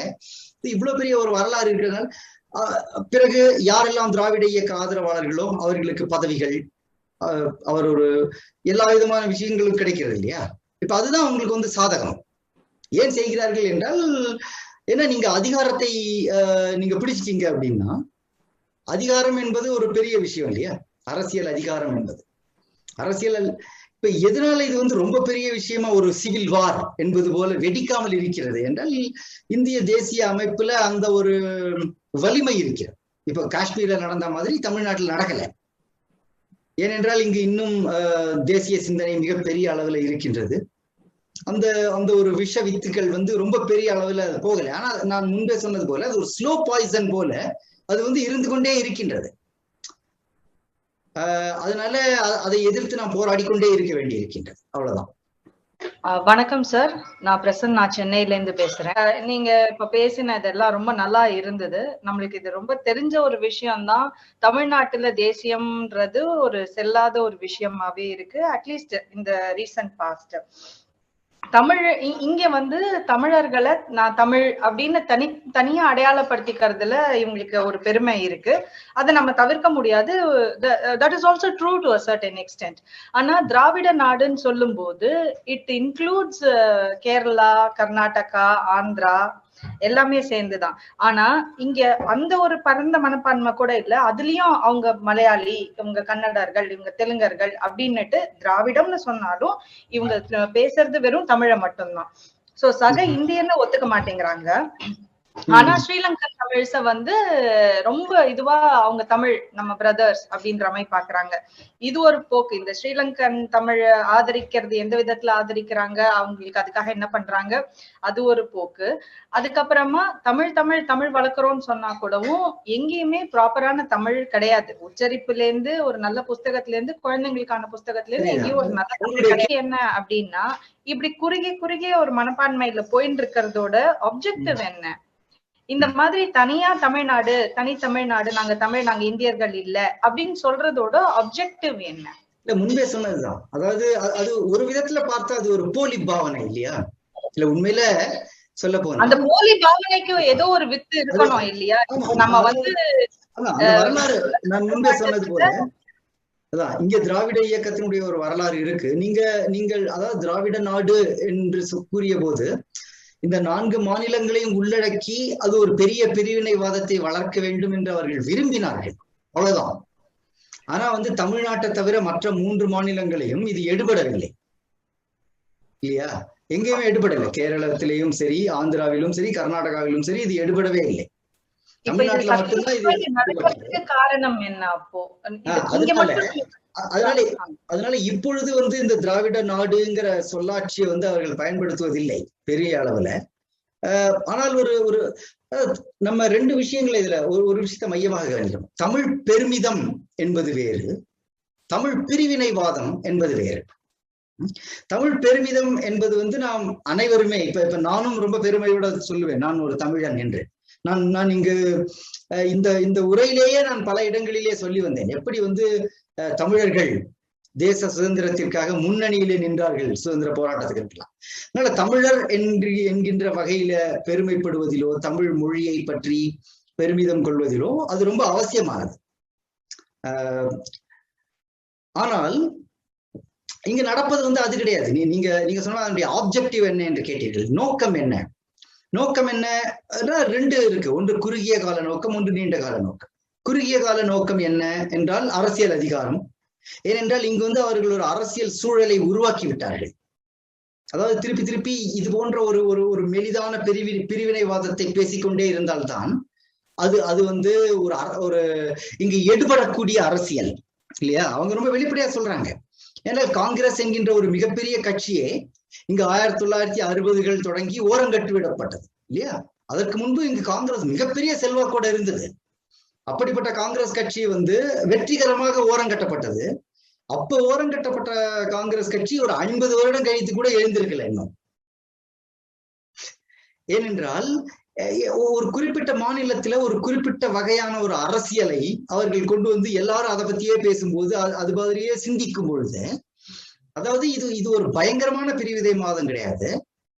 ஆனா எப்பொழுதும் ஒரு மெலிதான பிரிவினைவாதம் இருந்து கொண்டே இருக்கும்.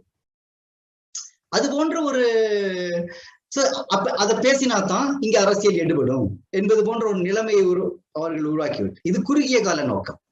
நீண்ட கால நோக்கம் என்னன்னா, ஏதாவது ஒரு வாய்ப்பு கிடைக்கும் போது, ஓகே, ஏதாவது ஒரு பயங்கரமான விஷயம் நடந்தாலோ அல்லது அப்ப வந்து இந்த பிரிவினைவாதத்தை வந்து ரொம்ப பூதாகாரமாக்கி உண்மையிலேயே இங்க ஒரு மிகப்பெரிய ஒரு மோதல் மாதிரியான விஷயங்களை உண்டு பண்ணுவதற்கான ஒரு களத்தை அவர்கள் தயார் செய்கிறார்கள். அவ்வளவுதான். அந்த களத்தை வந்து கொஞ்சம் கொஞ்சமா உருவாக்கி கொண்டே இருக்கிறார்கள். அது பரவலாக இல்லை. ஆனா திடீர்னு ஏதோ ஒரு விஷயம் நடக்கும்போது அதை வைத்து ஒரு கலவரத்தை உருவாக்கலாமா அவர்கள் முயற்சி செய்து கொண்டே இருக்கிறார்கள். நம்ம பார்க்கிறோம் இல்லையா? அதாவது ஒவ்வொரு சின்ன விஷயத்தை வைத்தும் அவர்கள் வந்து தமிழ்நாட்டுல இந்திய தேசியத்திற்கு எதிராக, மத்திய அரசுக்கு எதிராக கலவரங்களை எப்படி உருவாக்குவது என்பது பற்றி யோசித்துக் கொண்டே இருக்கிறார்கள். இதுதான் நீண்டகால நோக்கம். மறைமலை அடிகளார் வந்து அவரே ஒரு சிவனடியார். அவருடைய பெரிய புராணத்துல வேள்வி ஏழை பத்தி எவ்வளவோ போற்றி எழுதி இருக்கிறது. அப்ப கூட அவர் எப்படி இந்த மாதிரி பிரிவினை நோக்கம் கொண்டார் அப்படிங்கறத உங்ககிட்ட முதல் கேள்வி.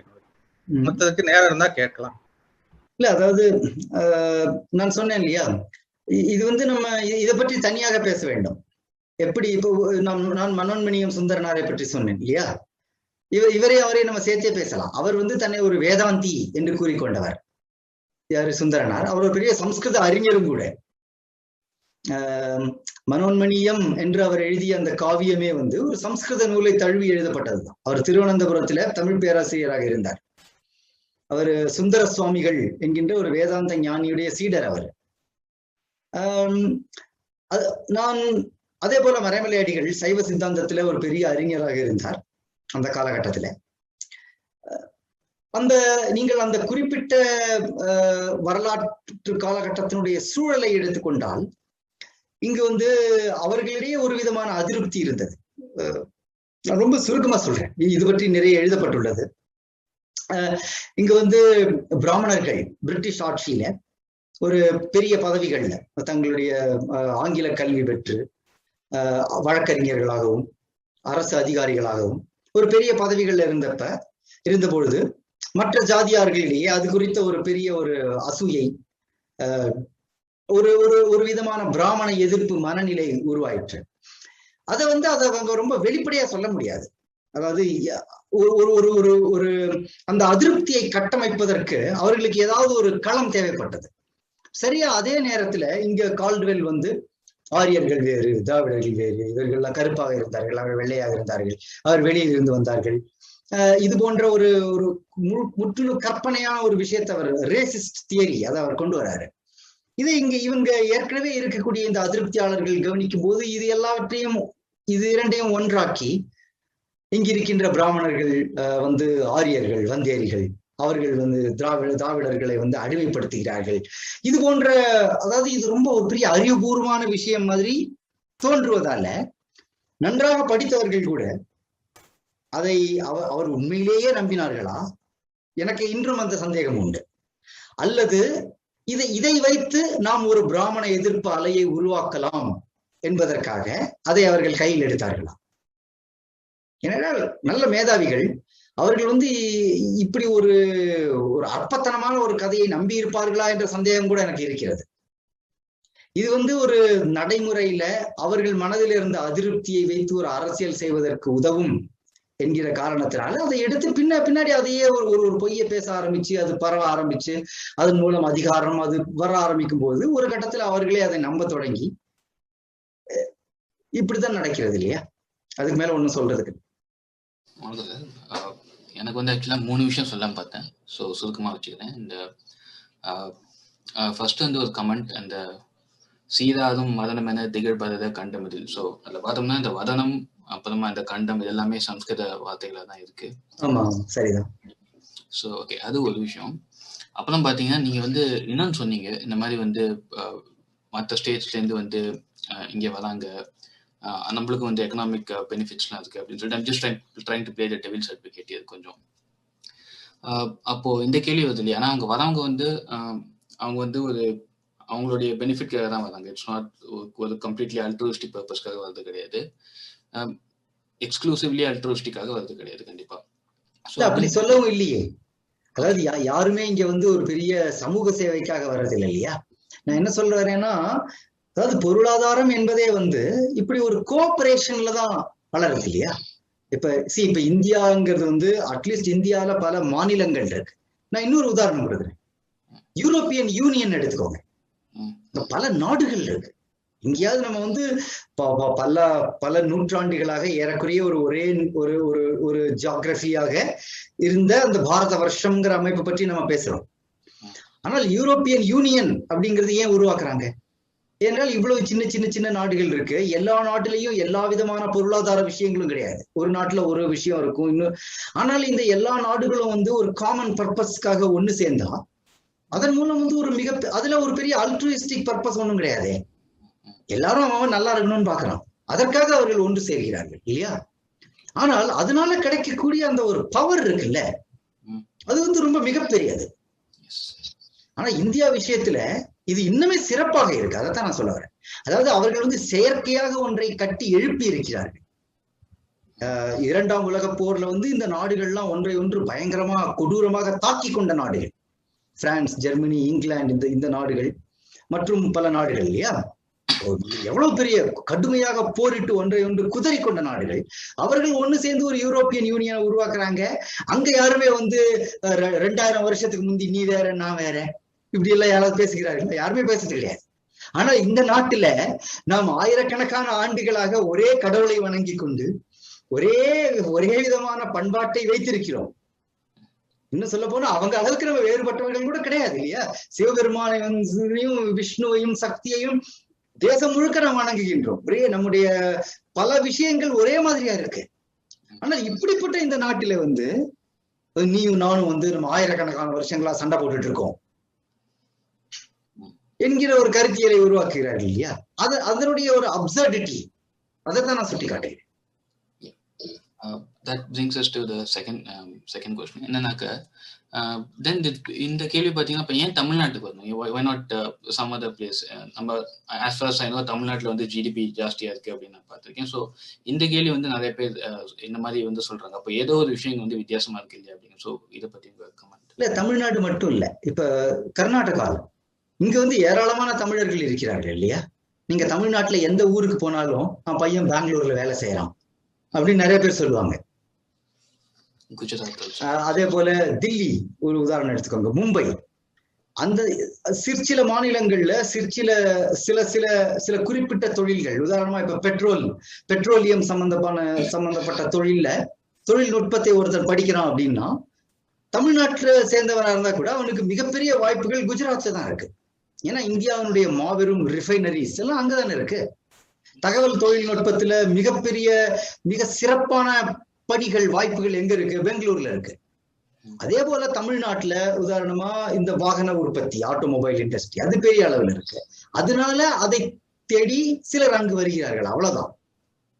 இதனால அதாவது இது தமிழ்நாட்டுக்கு மட்டும் ஏற்பட்ட ஒரு தனித்துவம் அல்ல. எங்கெல்லாம் பொருளாதார வளர்ச்சி இருக்கிறதோ, எங்கெல்லாம் சில சிறப்பான தொழில்துறைகள் இருக்கின்றதோ, அந்தந்த இடங்கள்ல அதிலே பயிற்சி பெற்றவர்கள், அந்த துறையில வேலை செய்ய விரும்புபவர்கள் அங்கு போய்கொண்டிருக்கிறார்கள், அவ்வளவுதான் இல்லையா? இதுதானே உண்மை. ஸோ இன்னும் ஒரே ஒரு கேள்வி. இது வந்து பார்த்தோம்னா அப்போதான் இந்த ஒன்றிய அரசு அப்படிங்கிறத பத்தி பேசிட்டு இருந்தோம். அதுல பார்த்தோம்னா ஐ திங்க் என்கிட்ட வந்து இந்த தமிழ் டிரான்ஸ்லேஷன் இருக்கு. இது வந்து அஃபிஷியலா legislative.gov.in எடுத்தது. இதுல பார்த்தோம்னா ஆர்டிகல் 1ல இப்படிதான் போட்டிருக்கு தமிழ்ல, ஒன்றியத்தின் பெயரும் ஆட்சி நிலவரையும் அப்படின்னு போட்டிருக்கு. பிளஸ் நிறைய இடத்துல இந்த ஒன்றியம் அப்படிங்கிற இந்த ஒரு வேர்டு வந்து யூஸ் பண்ணப்பட்டது. ஸோ இது வந்து மாற்றப்படணுமா இல்ல இதுக்கும் இந்த மத்திய அரசு இந்த டேர்ம் எப்படி ரிலேட் ஆகுது? இல்ல அதான் நான் சொன்னேன் இல்லையா, அது வந்து ஒரு சின்ன, அதாவது ஒரு சில்லற விஷயம் என்று நான் சொன்னேன் ஆரம்பத்திலேயே இல்ல, சரியா?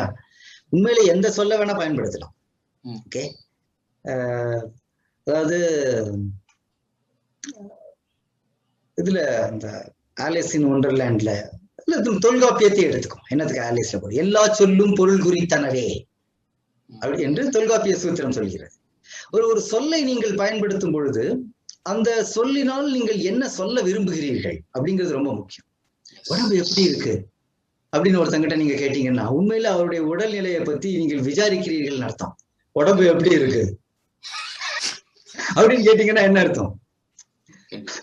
அது அவரை மிரட்டக்கூடிய தொனியில நீங்கள் கேட்கிறீர்கள். சோ இங்க பிரச்சனை வந்து ஒன்றியம் என்கிற சொல் அல்ல.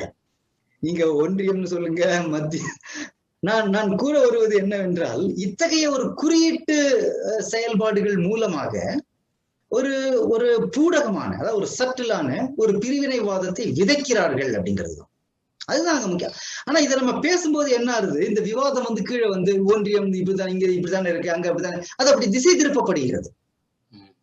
அவர்களுடைய உண்மையான நோக்கங்களை நாம் கேள்வி கேட்பதற்கு பதிலாக இதை வந்து இப்படியே திசை திருப்பப்பட்டு ஆமா இவங்க சொல்றது நியாயம்தான் போல இருக்கு என்பதான ஒரு பிம்பம் உருவாக்கப்படுகிறது. அதைத்தான் நான் சொல்றேன். வணக்கம். அதாவது நீங்க நிறைய விஷயங்கள் சொன்னீங்க.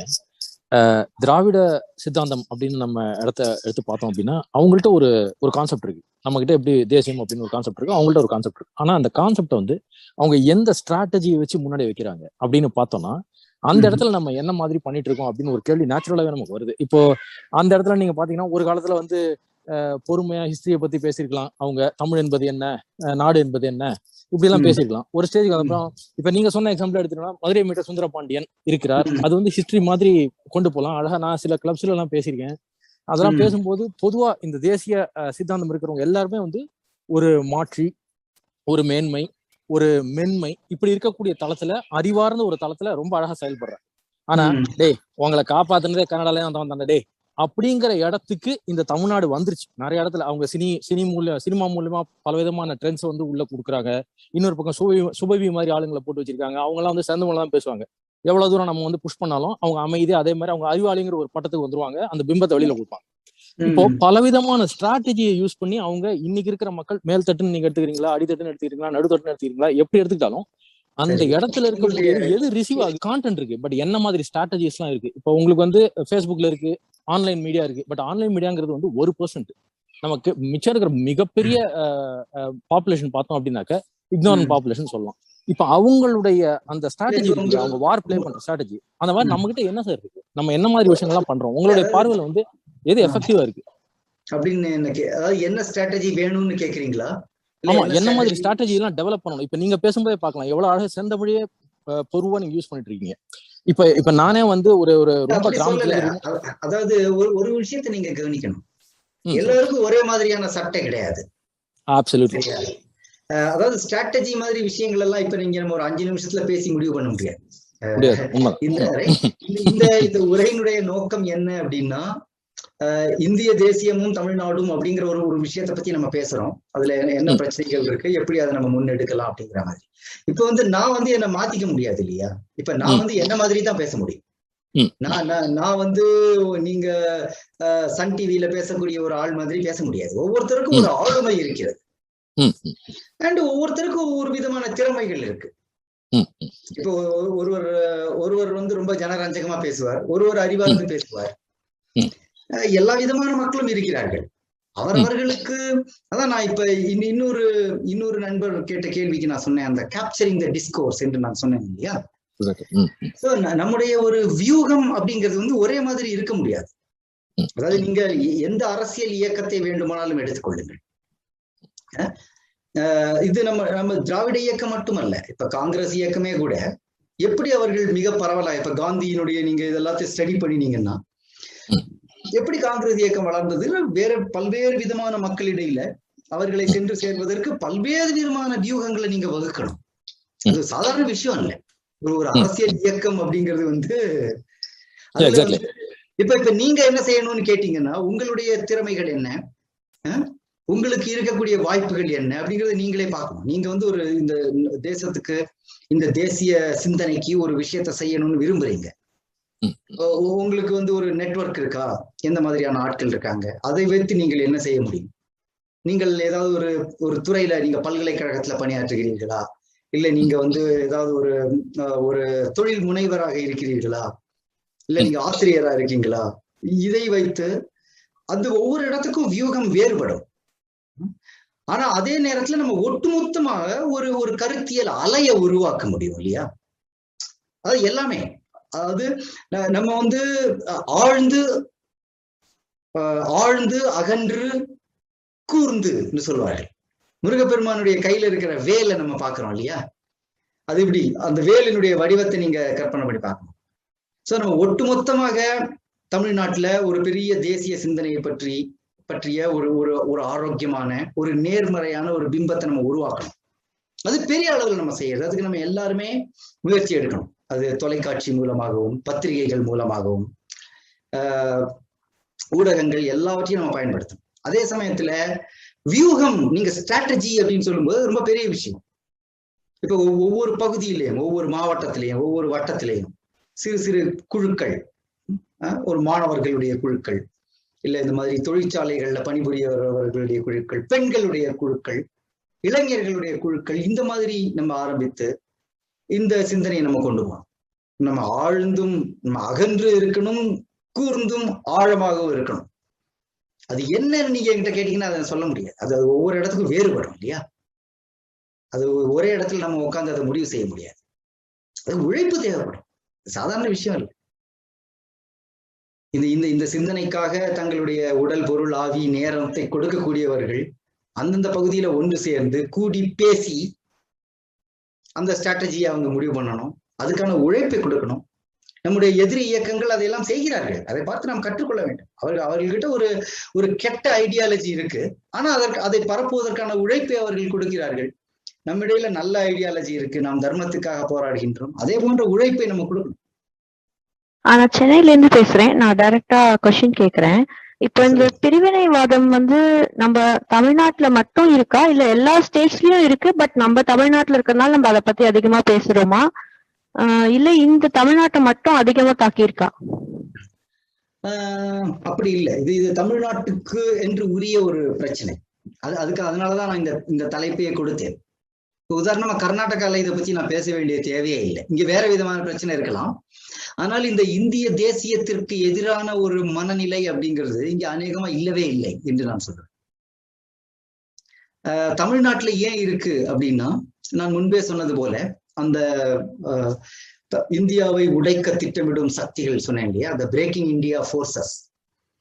அதாவது எங்கெங்கெல்லாம் பிரேக்கிங் இந்தியா ஃபோர்சஸ் என்று சொல்லக்கூடிய அந்த சக்திகள், அதுல ஒரு சக்தியோ அல்லது 2 சக்தியோ அல்லது 3 சக்தியோ, அது என்னென்ன சக்திகள் இப்ப நம்மளுக்கு தெளிவா தெரிஞ்சு போச்சு. அதுல ஆராய்ச்சியே செய்ய வேண்டாம். இடதுசாரிகள் அப்படிப்பட்ட ஒரு சக்தி, கிறிஸ்தவ மதமாற்ற குழுக்கள், கிறிஸ்தவர்கள் ஒரு கிளியரா அவங்க வந்து ஒரு பிரேக்கிங் இந்தியா ஃபோர்ஸ் அப்படின்னு எஸ்டாப்ளிஷ் பண்ணியாச்சு. அதே போல இஸ்லாமிய பிரிவினைவாதம் இவங்கெல்லாம். சோ இதுல ஏதாவது ஒரு சக்தியோ இல்லது 2 சக்தியோ எந்த அளவுக்கு செல்வாக்குடன் இருக்கிறார்களோ அங்கங்கெல்லாம் விதவிதமான இந்திய தேசிய எதிர்ப்பு மனநிலைகள் இருக்கும். இப்ப உதாரணமா நீங்க கேரளத்தை எடுத்துக்கொள்ளுங்கள். அங்க வந்து தமிழ்நாட்டை போன்ற ஒரு பிரிவினைவாத மனநிலை இல்லை. ஆனா அது கொஞ்சம் வேறு விதமான பிரிவினைவாத மனநிலை இருக்கு. உதாரணமா அங்க வந்து ஹிந்தி வெறுப்பு கிடையாது. மலையாளிகள் எல்லாம் ஹிந்தி பேசுவாங்க. அவங்களுக்கு வந்து இந்த அளவுல சம்ஸ்கிருத வெறுப்பு கிடையாது. ஆனால் அங்க இடதுசாரி என்கின்ற ஒரு பிரேக்கிங் இந்தியா ஃபோர்ஸ் ஆபரேட்டிவா இருக்கு இல்லையா. சோ அவங்க செயல்படக்கூடிய ஒரு தளம் வேற. ஆனா அவங்க வந்து இந்திய தேசியம்ங்கிற விஷயத்தை இவ்வளவு பெருசா தாக்க மாட்டாங்க. ஆனா அவங்க ஆபரேட் பண்ணக்கூடிய தளங்கள் சிறிது வேறுபட்டது. அங்க பிரச்சனை வேற.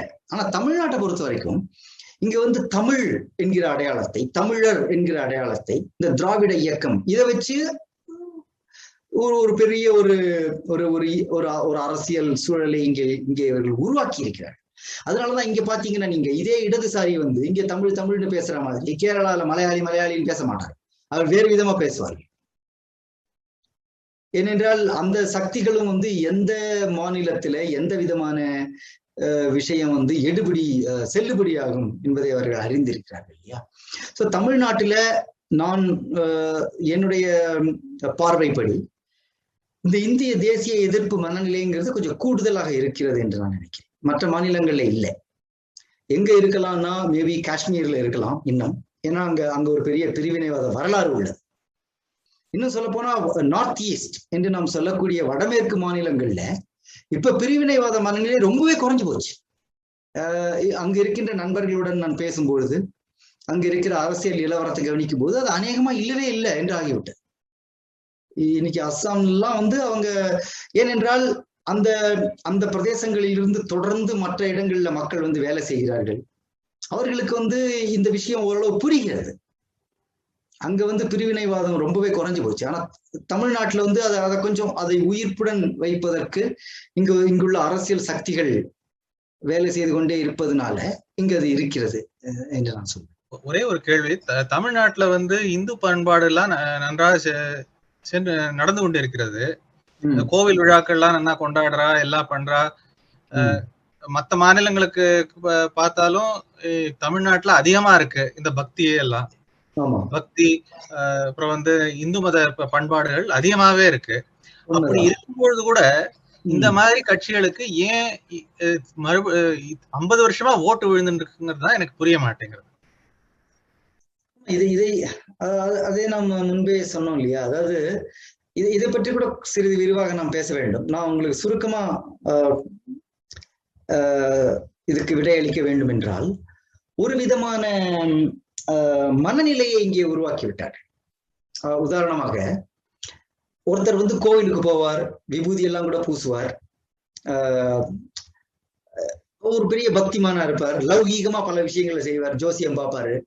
ஆனால் வந்து அவர் சார்ந்திருக்கின்ற கட்சியோ அல்லது பொதுத்தளத்திலோ மிக மோசமாக இந்து மதத்திற்கு எதிராக ஒரு கருத்து சொல்லப்பட்டால் அதை அவர் கண்டுக்கவே மாட்டார். அதாவது இது ஒரு விதமான ஒரு மரத்து போன ஒரு மனநிலை.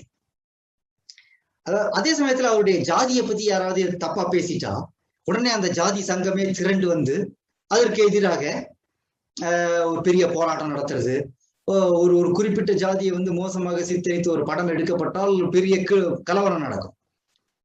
சோ இங்கு எந்த விதமான, அதாவது மக்களுக்கு எந்த விதமான ஒரு கண்டிஷனிங் நடந்திருக்குன்னா, ஜாதியை நினைத்து நாம் பெருமைப்படலாம், ஜாதி பேர்ல ஒரு தாக்குதல் நடந்தா உடனடியாக அதை எதிர்த்து நான் கேள்வி கேட்கணும். ஆனால் மதத்தை பத்தி நான் பெருமைப்படணும்னு அவசியம் இல்லை. என்னுடைய மதத்தை வந்து யார் வேணா தாக்கிட்டு போகட்டும், அதை பத்தி நான் கண்டுக்காம இருக்கணும். கடவுள் எப்படியும் என்னை காப்பாத்துவாரு. நான் கோயிலுக்கு போறேன், தேங்காய் உடைக்கிறேன், அர்ச்சனை பண்றேன். அதனால கடவுள்கள் வந்து என்னை எப்படியும் காப்பாத்திடுவாரு. நான் வந்து என்னுடைய மதத்தை வந்து எவன் வேணா இஷ்டத்துக்கு கேவலமா பேசிட்டு போட்டும், என்னுடைய மரபுகளை பண்பாட்டை வந்து சிதைக்கும்படி ஒரு அரசியல் செஞ்சுட்டு போட்டும், நான் இப்படி ஒரு போலித்தனமான ஒரு உணர்வை வந்து மக்கள் கிட்ட உருவாக்கி விட்டார். துரதிருஷ்டவசமா இப்படிதான் நான் சொல்லுவேன். அதாவது ஒரு விதமான போலித்தனமான ஒரு இரட்டை வேட மத உணர்வை மக்களிடையில உண்டாக்கி விட்டார்கள். அதனாலதான் இங்க வந்து பயங்கரமா கோவிலுக்கு போய் கும்பிடப்பட்டவர்கள் கூட ராமாயணம் எரிக்கப்பட்ட போது தமிழ்நாட்டுல எந்த ஒரு பெரிய கலவரமும் நடக்கலையே. பிள்ளையார் சிலைகள் பல இடங்களில உடைக்கப்பட்டன திராவிடர் கழகத்தால். முக்குக்கு முக்கு பிள்ளையார் கோவில் இருக்கிற இந்த ஒரு ஊர்ல அதை யாரும் எதிர்த்து கேட்கவே இல்லை. ஆனால் இதுவே ஒரு குறிப்பிட்ட ஜாதி தலைவருடைய சிலையை உடைத்து அங்க ஒரு பெரிய கலவரம் நடக்குது, ஏதாவது ஒரு ஜாதியை பத்தி. ஏனென்றால் அவர்கள் ரொம்ப திட்டமிட்டு இத்தகைய ஒரு விதமான ஒரு போலித்தனமான ஒரு மனநிலையை வந்து மக்களிடையே வெற்றிகரமாக உருவாக்கி விட்டார்கள். இதுதான் பிரச்சனை.